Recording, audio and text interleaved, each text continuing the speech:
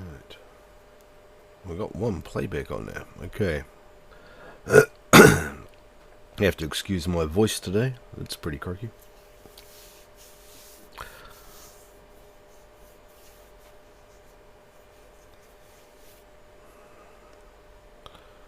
Kind of feel like I should have some music going in the background, but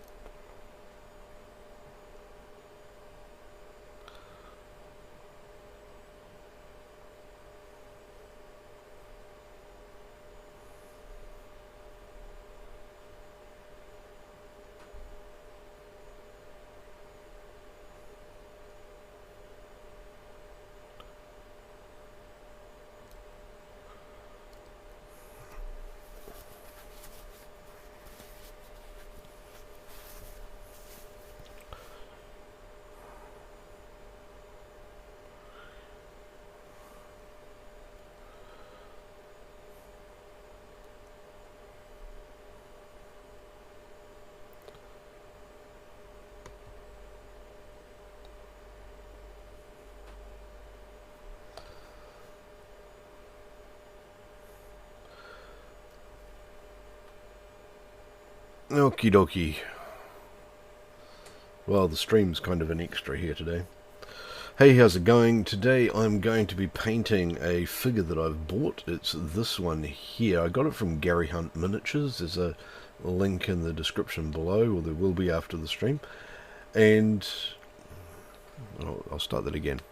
Hey there, how's it going? Welcome to the channel. If you haven't been here before, my name's Tim, and I am going to be doing a lot of gamey kind of things on this channel. I have in the past. It's been sitting idle for a while, and I've decided I'm going to do some more. Today I'm going to be painting a miniature figure. It's this one here, which is a Hyenaman Barbarian on a Warbeest. That's B-E-E-S-T. I got this figure from Gary Hunt Miniatures, which is garyhuntminiatures.com. There's a link to that below. It's not an affiliate link or anything. You can just go get these, and he's got a whole new range of figures coming out soon. As you can see, I've base coated it, and what I'm going to do now is, well, see if I can paint it up at a reasonable speed and make it look okay. It has been a little while since I've done much in the way of figure painting, so you're warned. I'm hoping this is going to work out as well as I hope. Here's the setup I'm using. Now I've got my figure here, and I've got a range of paints. I've just bought these paints. Actually, this is a new set of paints I haven't even used before. None of these have been opened, so that's going to be interesting as well. I've got the figure already matte black coated, which is something I've always done. I don't know whether it's the best idea or not with this, but I've done that anyway. I just kind of instinctively spray bombed it with a matte black. And what I'm going to do now is give it an off-white undercoat. Now these are the Vallejo paints. I was going to go get a range of Citadels, but the local shop I've got doesn't stock Citadels. So I thought, well, I've always been a Boris Vallejo fan anyway, so what the hell, I will just go and get some of these and try them out. It turns out they're actually a really good price for what they are, and what I've heard about them is that they're very good paints, but they the consistency of them is kind of inconsistent, and some of the lighter paints can tend to thicken a little bit too quickly. So I just intend to use them up fast enough that that's not going to be a problem. Anyway, I'll just open this one up. Okay, it's kind of got a squeezy top in it, so these are all new to me as well. I haven't used these before.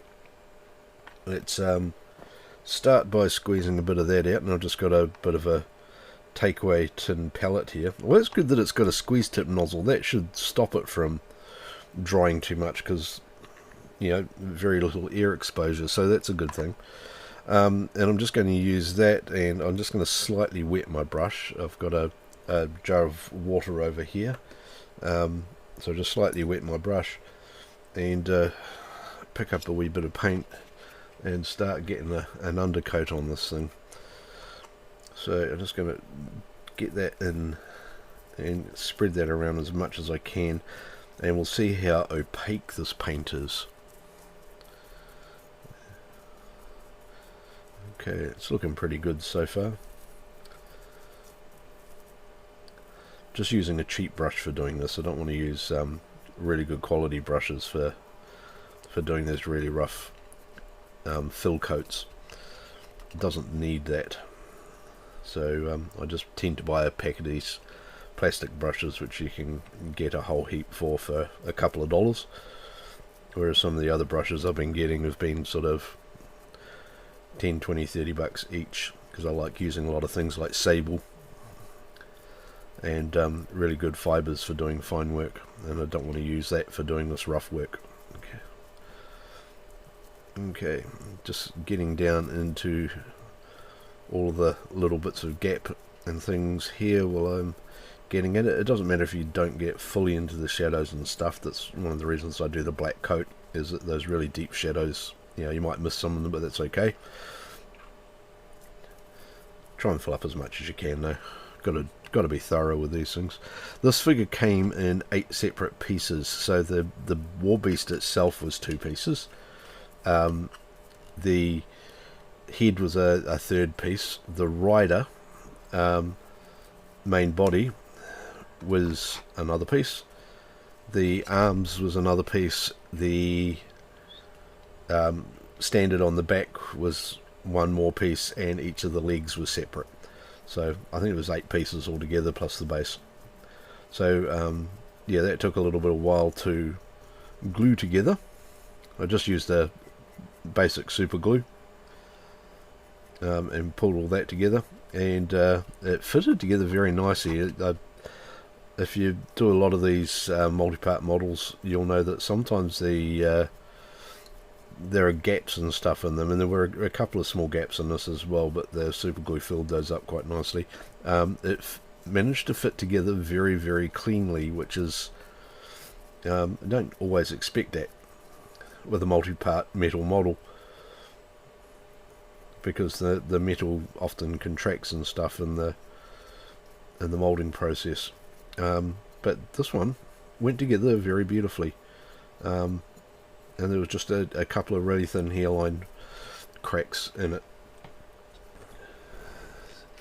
I'm just getting up around the rider at the moment, the Barbarian Rider.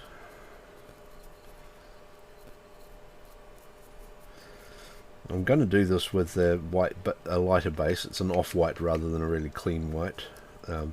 Just didn't want it to be too stark when I started off. And I'm going to end up with this paint all over my cutting mat, but that doesn't matter. I didn't think about that.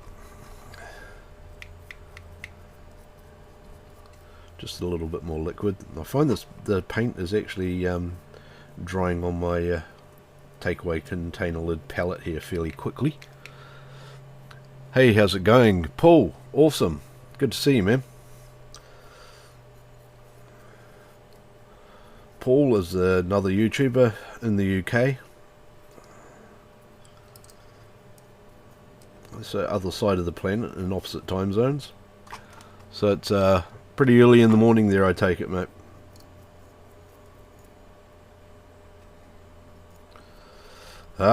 I can't read Cyrillic, but obviously somebody from Russia who's a figure painting person and getting my notifications or search results.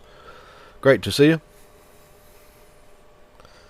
Hopefully you speak English, because I don't speak anything else, sadly. I always wanted to learn more languages, but it never really quite worked out that way. I was never quite in the right class groups at school or anything like that, and when it came to doing languages as a post-schooling thing, I just sort of always wanted to but never had time. One day, I'm just going to turn the exposure down on the top camera. One day I would love to learn Cantonese. That's one thing I've always wanted to do, and quite keen on Japanese as well, but it'll just be a case of seeing what happens. Okay, that's a fairly good base coat. Now I've just noticed that the paint does seem to be drying rather quickly. I'm just making sure that there are no there's no pooling of it in any of the details, and also that I'm getting as even coverage as I can at the moment. It's drying pretty quickly though, so that's a good thing. We'll be able to keep painting without having to like go away and pretend to do other stuff while it dries a bit. I'm going to be able to keep working on this fairly rapidly. That's a great thing. Yeah, really good to see you too, mate. I've been a bit slack keeping up with channels because of the amount of day job work I've had going on in the last number of months. Also, I haven't done anything much on this channel for about 10 months, to be honest. I've sort of played a couple of games, but not really gotten on, I think, since March, properly. March or May or something. But I've rescheduled a whole heap of streams that I never got around to. So I'm going to get the PlayStation out. I've also been collecting up a lot of board games over the last year that I've not really opened up. I mean, I've opened the boxes and had a bit of a squiz at them, but not really done anything with. So there we go. There's that there for now. Okay, I'm just going to angle this other camera down so you can see that better when I've got it on the ground. There we go. There you go. So there's the figure base coated. Pretty straightforward. There's a lot of detail in these. They really are quite brilliant. I absolutely love them. A couple of the other figures I've got here are some of the other figures from this Beast Wars game that Gary Hunt's published, and he's created his own figures for it. There's a link to Gary Hunt's stuff that's in the chat if you're interested in painting figures. Go and have a really good look at it there. I'm going to be painting these ones up over time as well,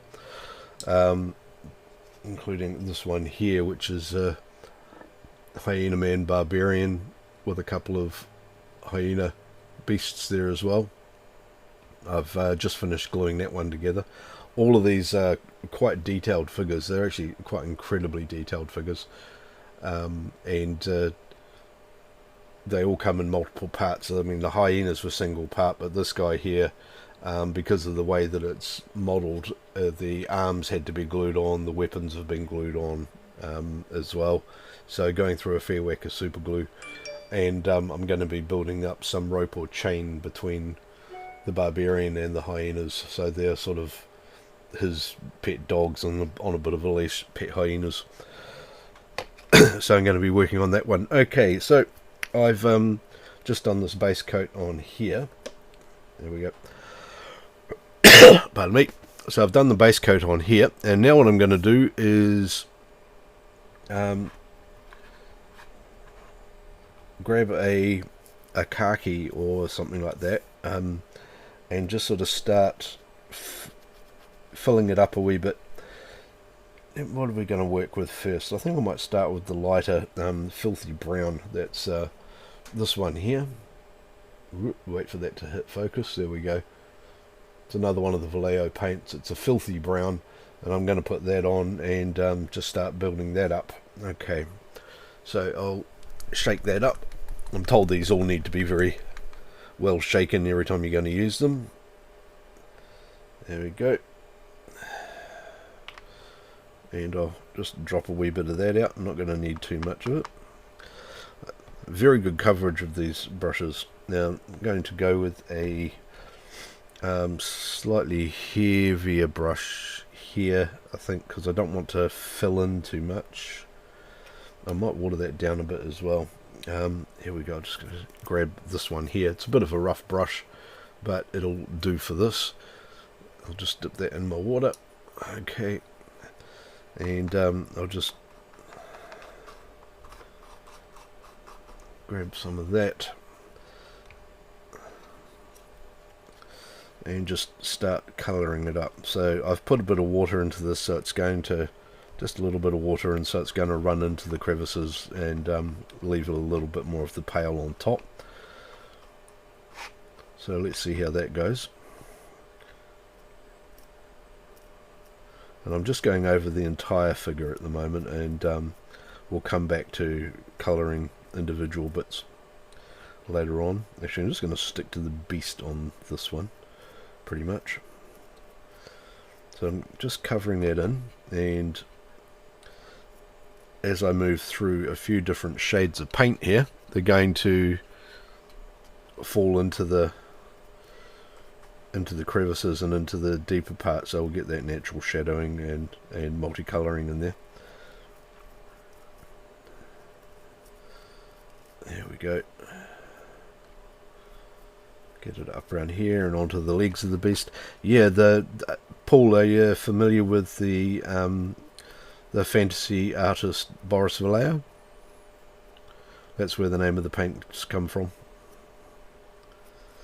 He's a fantasy artist and did a lot of things like a lot of the really popular Conan paintings and posters and book covers and stuff like that. A lot of fantasy book covers through the, I think, 60s and 70s and that sort of thing. And as far as I know, he's still going. I'm not actually sure. I should look that up. I should have a squiz and see if Boris Vallejo is still around.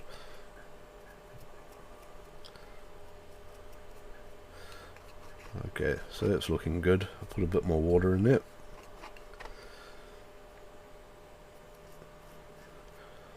It's still a very light colour, this one, so it's going to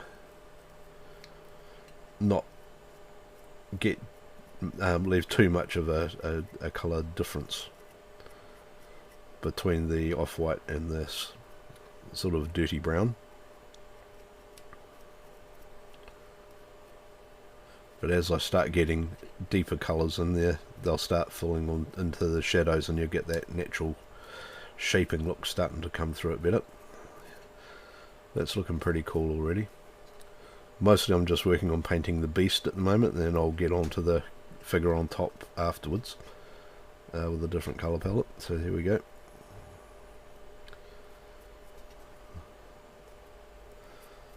I'll get his legs in there, that's fine. And just make sure I'm getting up underneath the horns and tusks and bits and pieces in here.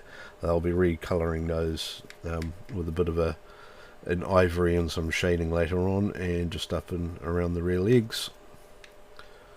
There we go. That's looking like pretty good coverage there. That's really awesome. Okay.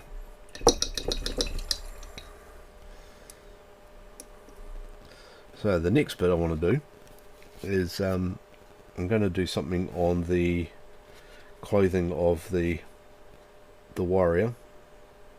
Let's have a bit of a look and see what I've got here. Actually, you know what? I might just grab a bit of the brown as well here, because he's got this shoulder piece here, which is obviously a fur of some sort. So I'm just going to colour that in with that as well, with that dirty brown, and get up underneath, so that will be a similar colour to the mane of the beast that he's riding.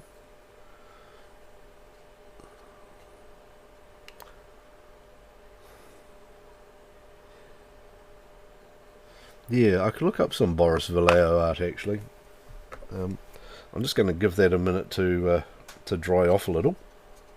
Just needs a couple of minutes, and while that's happening, I can come over here and quickly look online for some Boris Vallejo art. Let me see what we can find. Okay, I'll just pull up a browser.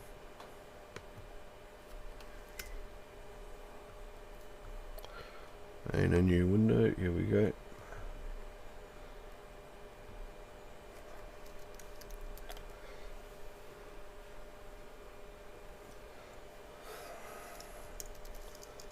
Boris Vallejo, American painter, there we go. That's him, and if we go images, we can see some of the stuff that he's done over the years. This is very typical Boris Vallejo artwork, so beasts and barbarians and Barbarian maids and things like that. So a lot of book covers and things that he's done over time. A lot of Conan work. Barbarians and things. The woman in a lot of these is modelled by his wife, by the way. Just a piece of trivia that's interesting. So yeah, a heap of these fantastic figures, fantastic paintings. But yeah, and he designed this palette of figure paint colours. So there you go. Anyway, that's Boris Vallejo. Okay, next bit on this, however, yeah, if you're doing art like that, if they were teaching art like that at school, great school. A lot of schools wouldn't go anywhere near it. They're too tied up with the stereotypical classics. Nothing wrong with that, but yeah, the really imaginative stuff really tends to get sidelined at schools, unfortunately. Okay, the next colour I'm going to go for, because that was the this one here, which was the filthy brown. And I'm going to go now just another shade darker here, which is the basically just a khaki. Or I might just jump in and go a little bit darker again, actually. Yeah, there's a heavy sienna here, which is slightly a different colouring. I might give that one a bit of a whack. Okay. And see what we can pull out of there. There we go. Okay, so shake that one up plenty. And get that open. Some of these are a bit tougher than others. Luckily, I did put a pair of pliers around here somewhere to help me open these things if necessary. Right. Except I couldn't find it, so I used my shirt instead, but that's alright. There we go. So I'll just open that one up and pop a bit of that onto the palette here and see how that looks. There you go. Obviously that's substantially darker, as you can see there. So I'm just going to cancel that, and as you can see there, that's a fair bit darker. So I'll just get onto that one and fill in some more gaps. Okay.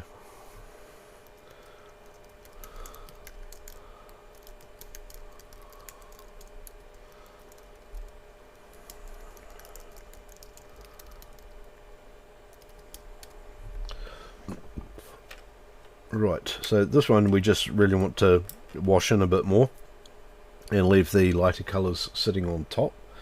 So I'll just pull that up again, grab a bit more water, and I'm just going to pull a little bit of that aside and get a fair bit more water into it, turn it into a bit more of a wash. Not a full wash, but you know, fairly watery. So you can see here it sort of becomes a bit more opaque, so it's going to pull down into the crevices and sit less on the surfaces, and I'm just going to do that with each ongoing colour that we pull out. There we go. And I'll just test a bit of that up here on the main. There you go, and as you can see, that's just going to pull down, maybe a little bit more water in it and a little bit less on the brush, and I'll move that around and we'll start getting some texture up through here as well. I'm hoping to do one of these streams each week, by the way, with the figure painting. I'm not quite sure how they're going to go, because obviously when you're doing this, sometimes you need to give them a bit more drying time than others. And it's probably rushing this one here a bit, because the that filthy brown hasn't really dried in there at all. So yeah, that's a bit too quick on that one, so I might just rub some of that one back. Yeah, that's coming off far too easily. So I think what I'm going to have to do is a bit of an experiment today. Is leave that colour alone a little bit, leave that alone a little bit, and I'll start coming and working on some of the guys' trouser legs and things like that. So What have we got here? I'm just going to come in and do some of this trailing skirt that he's got on his coat. I'll get some of that in with that colour.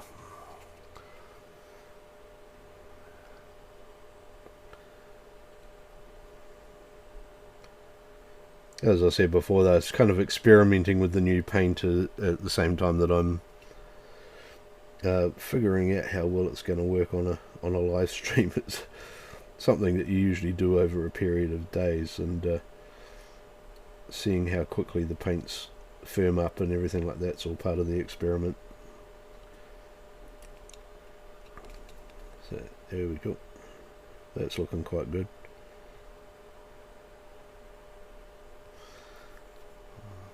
You end up with a lot of paint over my hands, and I'm also one of these guys that's got a really bad habit of eating the paint on the brushes as well, so I always make sure I do get food grade paints.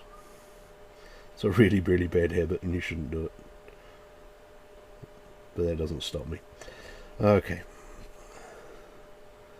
and just colouring in around here as well, and getting in on the belt and bits and pieces around here. Okay, now the sword that he's carrying, I've just been looking at a couple of example images on the web from other people that have painted this already. The sword that he's carrying, I think it seems to be sort of carved hardened bone, which is interesting. This is a wooden standard at the back with some bone or feather fragments hanging off it, so I'm going to start giving that this heavy brown base as well, and then we'll come and highlight that up later on, and a bit of dry brushing on it, and just getting up under the rear end here, and it's got some bits of rope, and he's got some leather straps across his body as well, so we'll come and do those and highlight them in a wee bit. And I'll grab a flesh tone.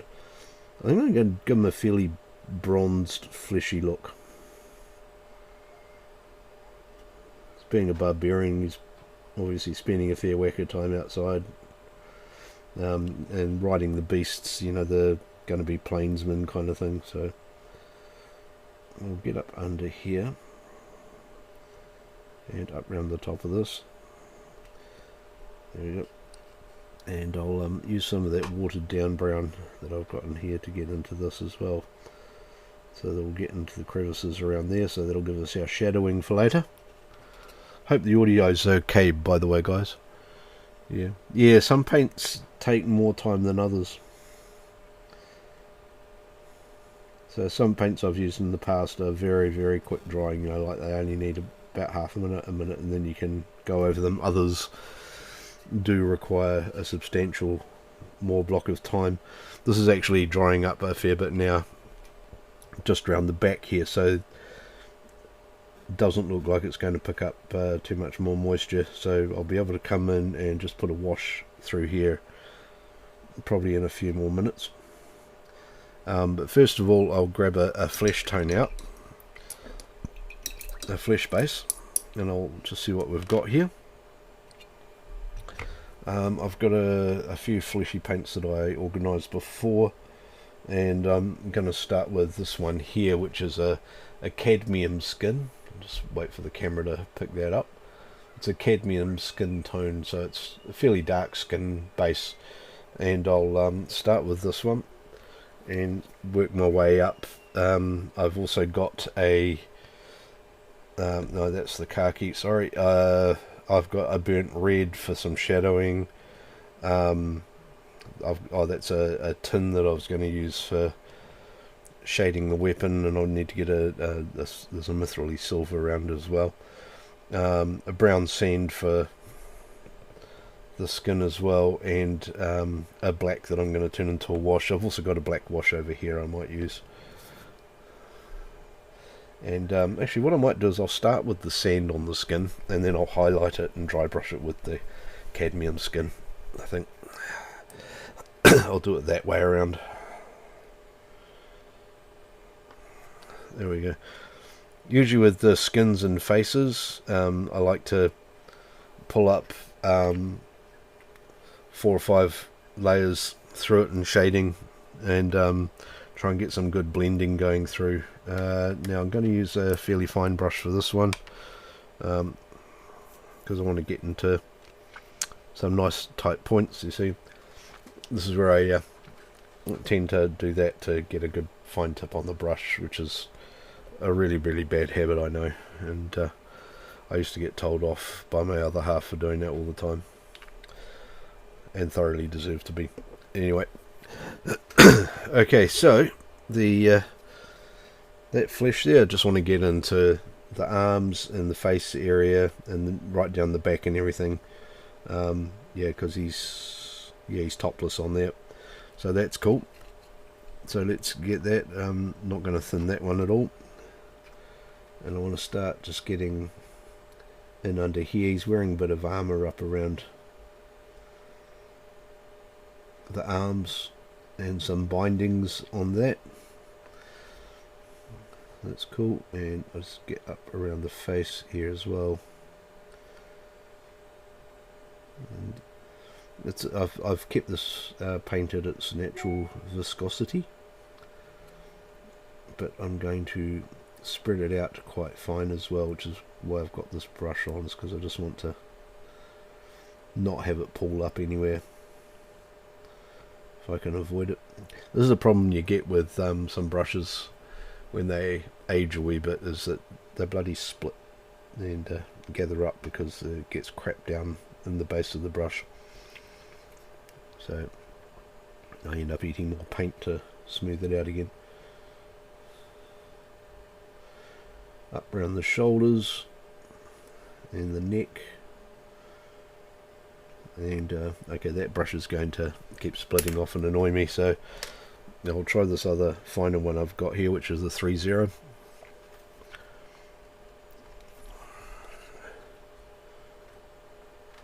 And I'll get in around the shoulders and stuff with that. Take me a little bit longer, but that's okay. I'll get into more fine detail.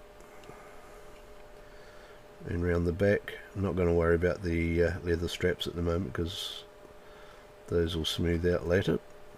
And just get into the gaps underneath the armor and bindings under here. I'll get round onto the other arm. Just need to make sure that I don't move myself off camera. You tend to forget to look at the framing if you're not careful. There's a bit of strapping under here as well. Looks like he's just got something wrapped around his arm, some sort of warband or something. There's the leather strap coming up under that standard that he's got on his back.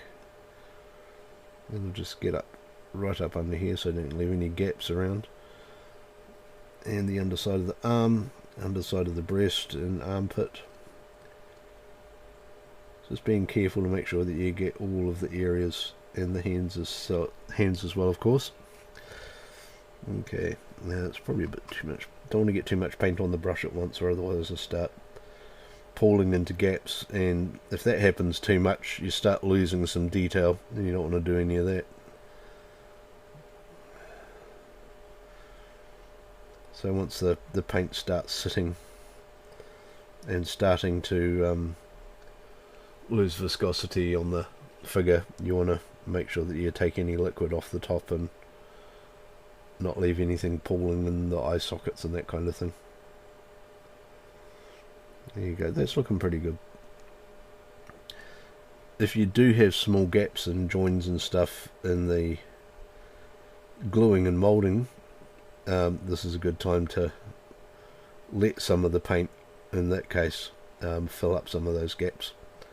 Okay, and now I've done the torso, I'll get down around the legs as well, because the paint down here, which I'd just been fairly hefty with earlier, has moved on.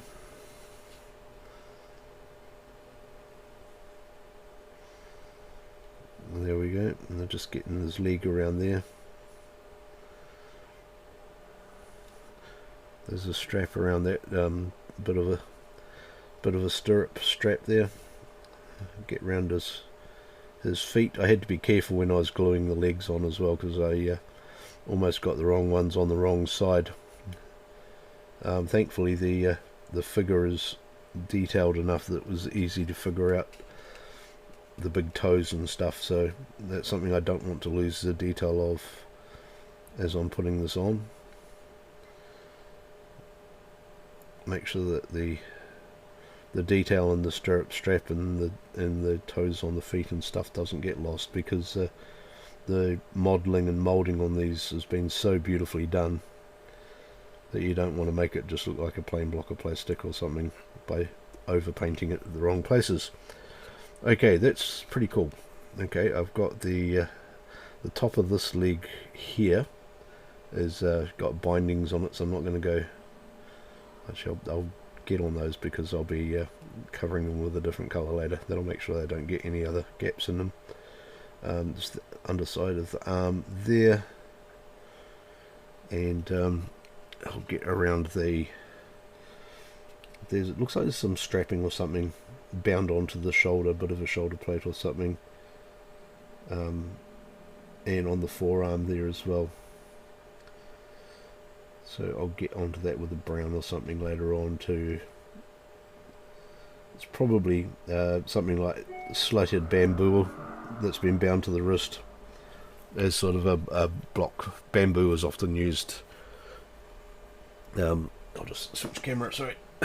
Bamboo is often strapped along the top of the arm because it's got a lot of give, so it's a really good thing for blocking a sword blow or something like that. Whereas a harder piece of timber or piece of metal might bend or split, bamboo will take the impact and bounce back. So there we go, that's looking pretty cool there. I'll just swap over to that one so you can see it on that angle. There we go. Starting to look like a bit of a beast figure, slowly getting there. And you can see the bits of skin are sort of in the right tonal range. And I think I need to catch a bit just up under here that I missed. There we go. Without painting onto the banner pole, if I can avoid it. There we go. And just see what I've got to get up round the top of here. He's got a bit of a top knot on him, but a bit of a skull around the strap as well. There we go. That's looking pretty cool. Now the fur areas on the beast have dried out quite nicely as well now, so what I'm going to do is come back to another brush here, a slightly coarser brush, and get some of this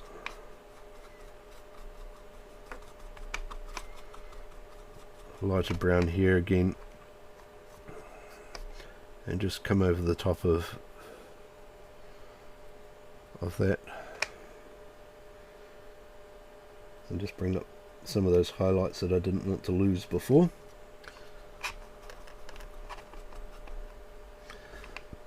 Kind of a wet dry brushing gives you the highlights back without leaving too harsh an edge on it.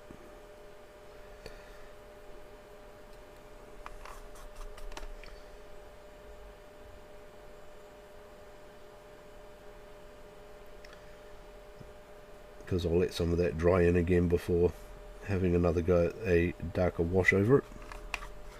And then we're going to have a look at the beast's face colours and stuff like that as well, because I've got to sort of decide what colouring I want to go for on that. We've also got a few pieces of bone here, so as I said before, this sword is all largely bone. We've got an ox skull or something underneath here as well, which I'm going to want to bring up. And on top of that, what other bits of bone do I have here? We've got the bone along the back here. That could actually also be bone on the wrist, but I think that's more bamboo-y. Yeah, just a couple of other bits of ornamentation in the claws and things like that. And of course the beast's horns itself, so, or tusks or horns or whatever you want to call those things. I don't think it traditionally really fits into any of them. They just look cool. Rightio. And how's that looking? I'm going to grab a bit more of that the filthy brown that I started with.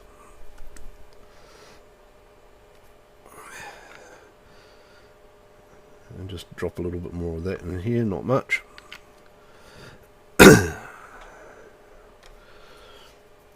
And one of the coarser brushes. Come back to this fella. And I'll just grab that and dry some of that out. Just go dry a bit out on the palm of my hand here, which is always a bad idea because then you've got to go and clean everything up even more. And I'm just going to dry brush that across the top of there.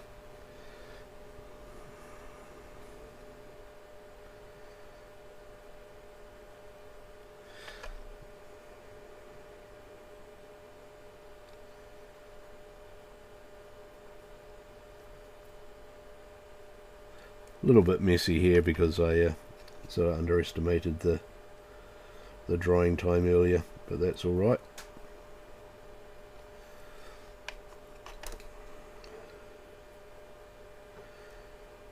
I'm also having a look at how the mane here works against the body of the critter as well, and I'm thinking that I'm going to head in two different shading directions with that.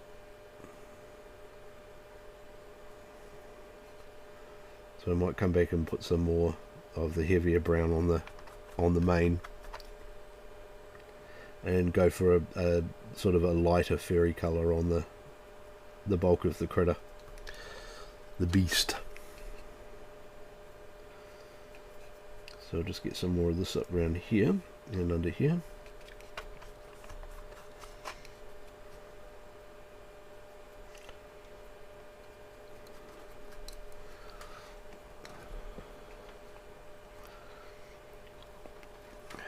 Yeah, a bad habit, eating the paint. Yep. I hope these are food grade paints. I actually haven't had a look. It's a bad thing to do. Do you do any figure painting, or have you done any figure painting, Paul?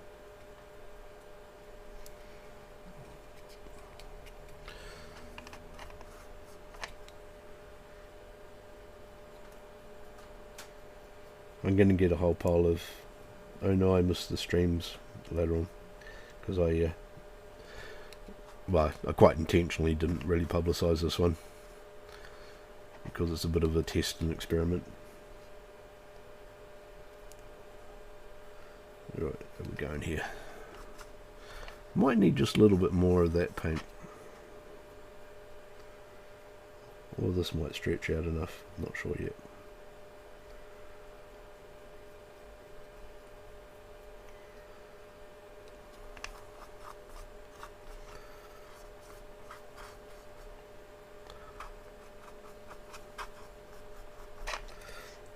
Seems to dry out on the palette much quicker than it dries out on the figure, so I'll just grab another dot of it.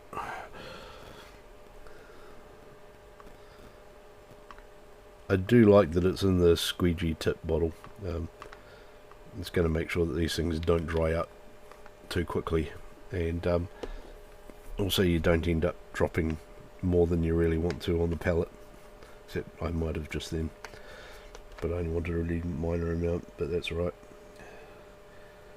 Just coming up around the face and the fur on the lid of the creature. And giving it one more blast around.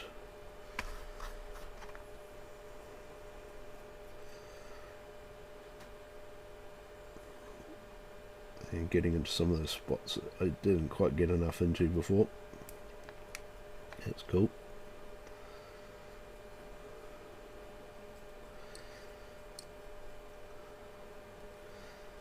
Yeah, a couple of points where it pulled in a bit more than I was expecting it to, but that's okay. I'm just learning a new set of paints. It's going to happen. Not worried about it at all.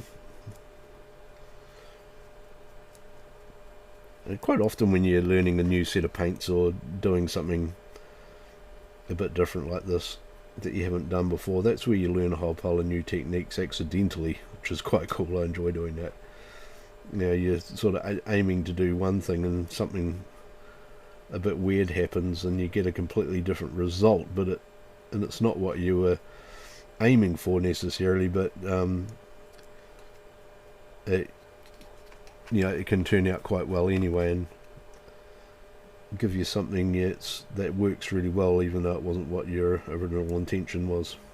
And whether you keep that or learn it and use it somewhere else, you know, that's cool as well. You do need to be careful with some of these brushes, especially some of these older brushes, that you're not leaving bits of the brush on the figure, like I am a little bit with this one at the moment. I have bought a whole heap of new brushes, but I just thought I'd give my existing ones a bit of a show and see if they were still in fairly good nick. To be honest, I haven't actually used some of these for quite a number of years. Just touching up a couple of spots of the flesh here as well as I float around it. You can start seeing a couple of little pieces. I just realised I'm still wearing my main glasses at the moment, which is a bit silly because I've actually got some other glasses that I bought specifically for doing this kind of thing. So I'll just quickly put my other glasses on. There we go. Right. So I've got these ones which have got a really awkward kind of focal depth on them for general use. I bought them for general wear, but the focus depth on them's too short to get from me to my monitor. So I thought that's okay. I can keep them and use them for painting, which is one of the things that's also triggered me into going and getting some more figures and some more paints. That and Gary bringing this range of figures out a while ago as well has sort of encouraged me. And also I'm expecting a copy of the District 9 board game to turn up, which is going, and I bought all the extra figures with that, so it's a Kickstarter only project, so I really hope that it does take off and that there's a demand from people to produce more of it, because it does look like a fantastic board game. It's been a long time waiting for it to get delivered because the manufacturing all got caught up in different places around the planet with different degrees of COVID, and people being able to get into factories and do the actual physical manufacturing of the game and all that sort of stuff, and then working out delivery over COVID times and things like that. But they've started delivering the final product, which is fantastic, and I'm really hanging out for a copy so that I can pull all the figures out of it and start painting them. And also play the game. Okay, how's that looking? That's starting to look pretty cool. Okie dokie. Yeah, I told myself I'd go for an hour, and just about done that. 48 minutes now. So it might be a two-parter, which is probably a relatively wise idea anyway. Yep. I'm also going to hit with a mix up a bit of this brown with a bit of the flesh, and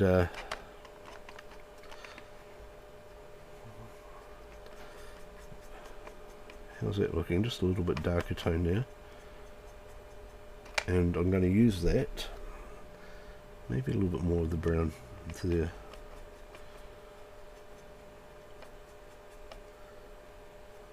That's interesting. Yeah, I'm going to use that as a base on parts of the critter that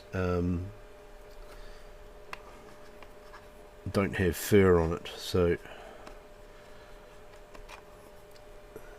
here we go.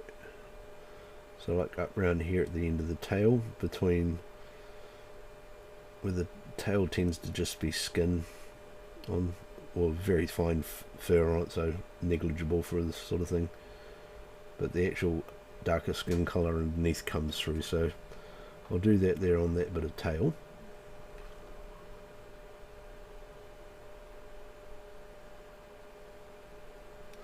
And I can also hit in on the pads under the feet, so the underside of the feet there, of course.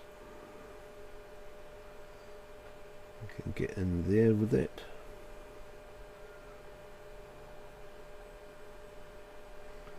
And on this one as well.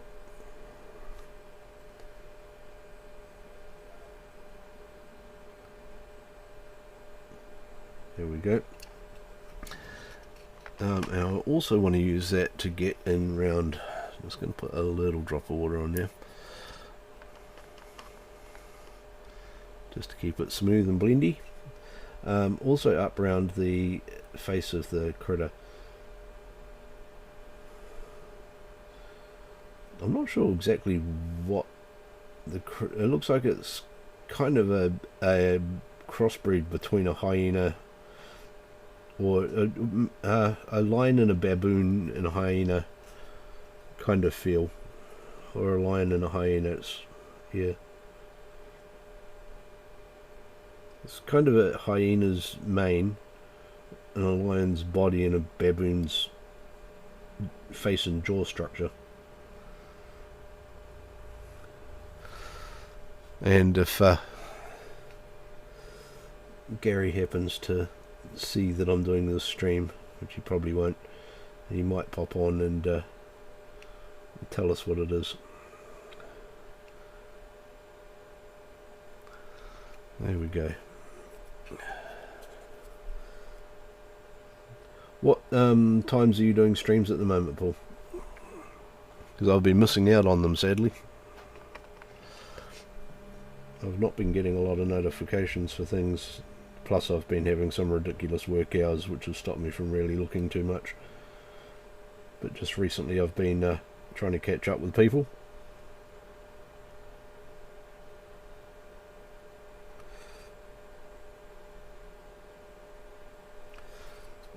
That's the under pads there, and then just the pads on the rear feet as well.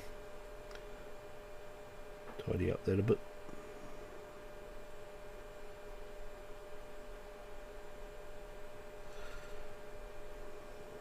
That one, and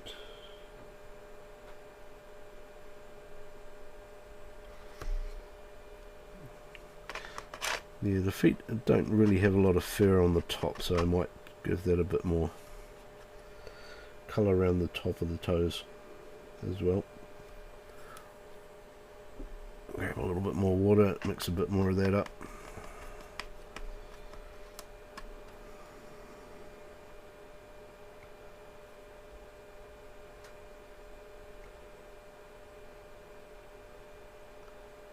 Get that going in there. I'll blend that in better with the fur and stuff later on.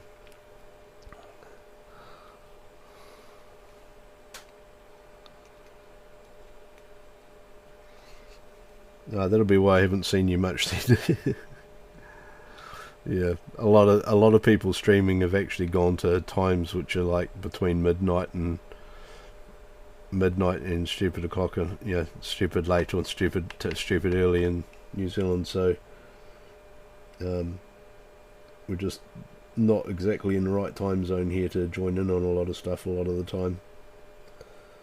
So over Christmas I've been able to catch up with a few.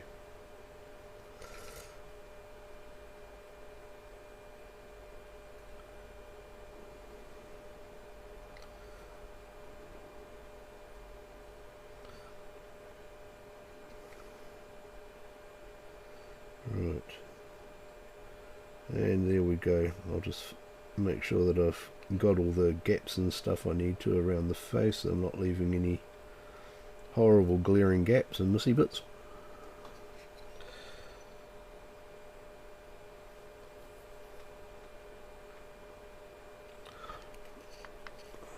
That's looking pretty cool.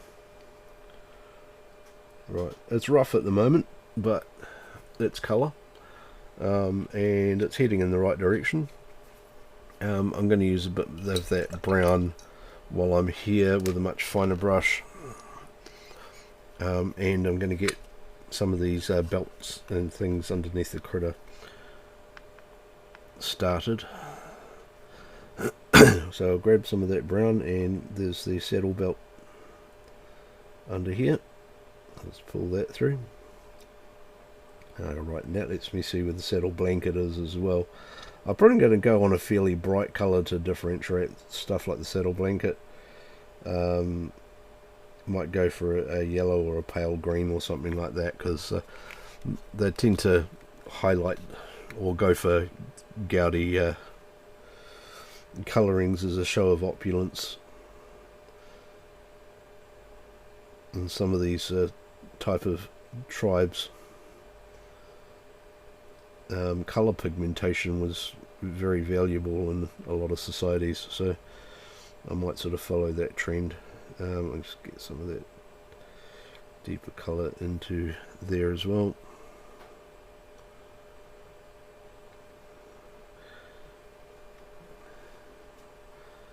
Okay, and then there's the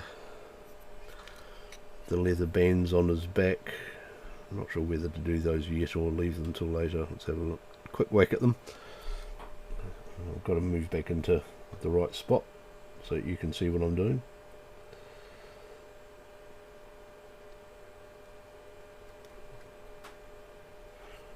And that's just the straps that are holding things on around the back of them. That's some bone slats or something that are hanging off the back of his belt there, but I will just cover those over for now with the brown and highlight something over them later. The stirrup straps, not sure what I'm going to do with those, but I will just wash a bit of this darker brown onto them for now.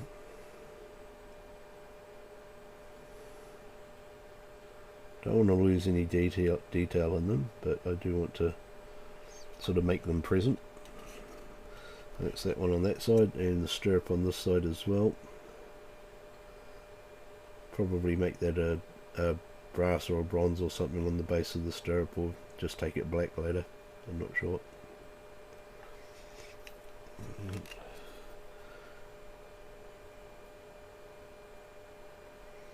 There we go.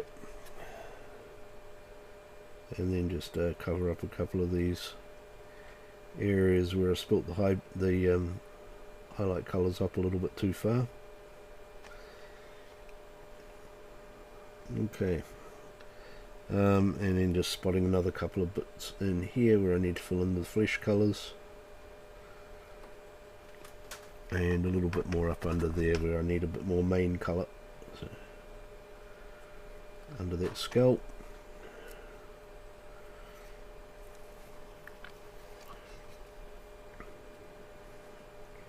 Okay, that's starting to look pretty good, isn't it? And there you go. So there we go. There's stage one of the Hyenaman Barbarian on a Warbeest. Got a long way to go on it, but hey, it's a good starting point. So what I'll do is I'll come back and do some more on that later on, and give it a chance to cure in that paint so that it doesn't turn to complete rubbish when I'm putting the next layers on, which is going to be washes and a couple of dry brush highlights on there, and bring it up and just do something to create some colour variation between the different bits of fur. And yeah, so I think I'm going to sort of have a darker fur on the mane and a lighter fur on the body. And then do some really good highlighting and toning on the skin, and then work on detail around the bone and the bamboo and stuff on the guy's arms and legs. Work on the saddle blanket that he's got underneath him, and get some good ivory colours and shading going on the skull and the sword and the other bits and pieces, and the bone fragments on the standard that he's carrying. Get in on the face of the Warbeest and just lighten up some parts and do some highlighting and shadowing in there. Work on the mouth and the fangs and the ivory. Probably some sort of graduation on the husks that we've got in the front here.